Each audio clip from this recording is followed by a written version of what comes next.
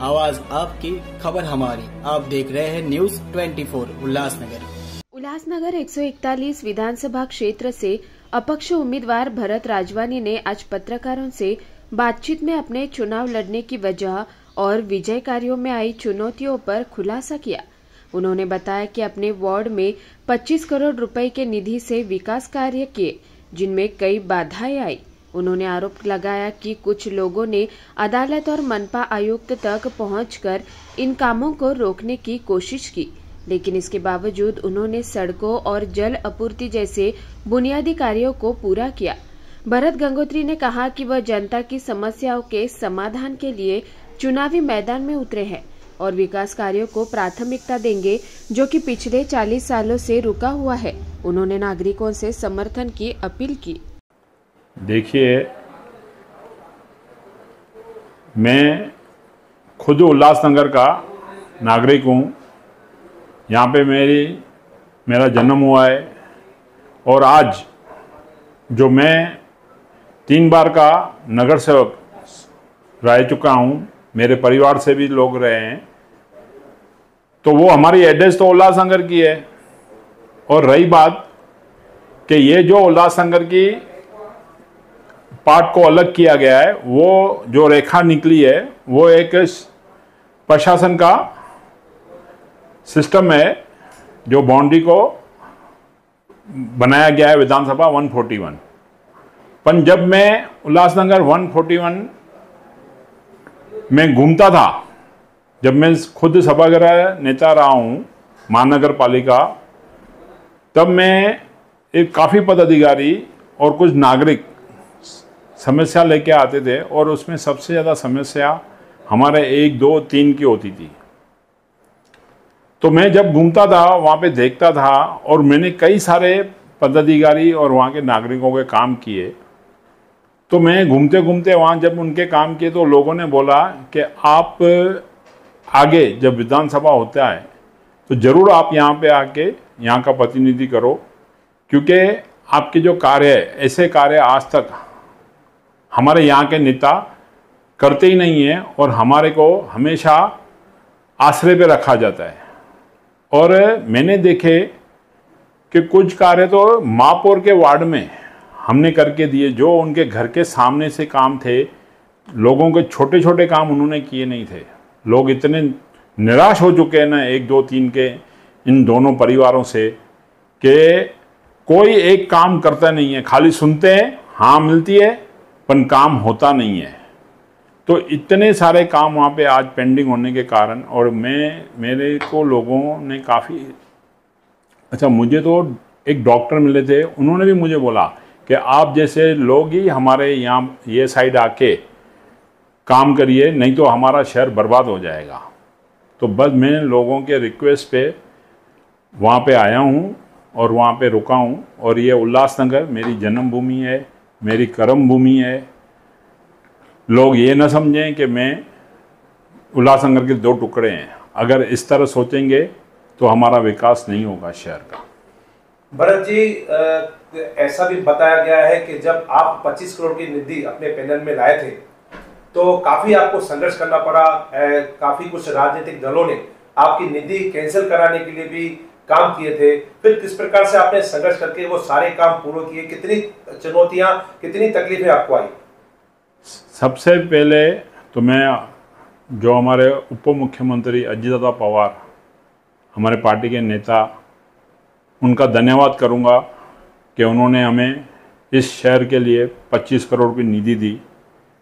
पर जब वो निधि को इन्होंने रोकने का प्रयास, सबसे पहला स्वर्गीय ज्योतिबाबी कालानी, उन्होंने जाके रोकने का काम किया कि भाई आपने उनको निधि दी है, हम आगे शहर में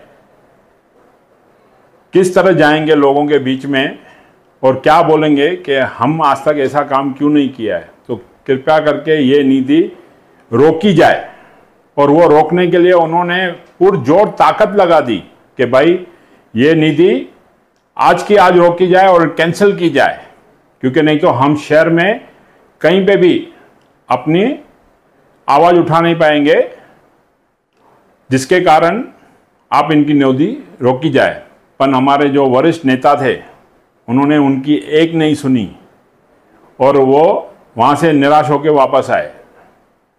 उसके बाद महानगर पालिका के अंदर किसी ठेकेदार को कहा गया कि भाई ये आया हुआ अमाउंट ये शहर में वापस जाना चाहिए, जो भी उसका नुकसान होगा कालानी परिवार भर के देगा। फिर भी हमने वो सब उनके जो हथकंडे थे वो सब खत्म किए। उनके पीछे एक ही उनका उद्देश्य था कि अगर ये विकास कर गया तो इसका शहर में नाम होगा, नहीं तो उन्होंने पिक्चर बनाई थी कि ये पैसा गवर्नमेंट को वापस जाए तो हम दिखाएंगे कि देखो ये किस तरह का नेता है जिसको पैसा घर तक पहुंचा भी पर विकास नहीं कर पाया। इसके कारण उन लोगों ने पूरी ताकत लगाई मगर हमने उनकी वो ताकत भी फेल कर दी। अच्छा, ये सब हुआ टेंडर तलक बात। उसके बाद जब जमीन पे विकास करने पे उतरे तब इन्होंने, जो लोग नहीं चाहते थे कि भाई ये विकास हो, उन्होंने अपने आदमी खड़े किए, वहाँ पे कोर्ट तक गए, कमिश्नर को प्रेशर डाला कि ये काम रोको इनका।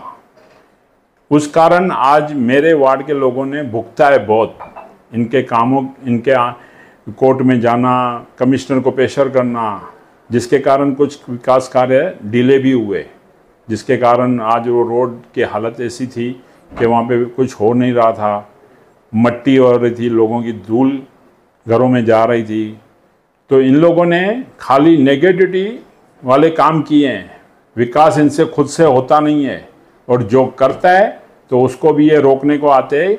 आपके ही कुछ चैनलों में आपने देखे होंगे, खुद ये लोग मैदान पे उतर के विरोध करने आए हमारे कामों को।